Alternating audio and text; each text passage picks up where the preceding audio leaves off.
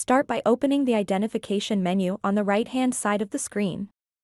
On the bottom of the screen, the file name preview can be used to validate the naming format.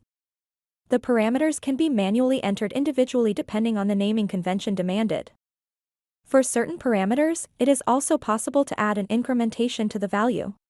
The value entered should be that of the starting point for the incrementation, and for each subsequent file, the increment will be increased.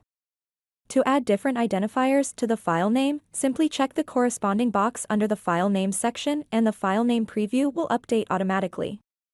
The next file name will be shown at the bottom of the page when the identification menu is closed by clicking OK. This will be the file name for the next file saved including any incrementations.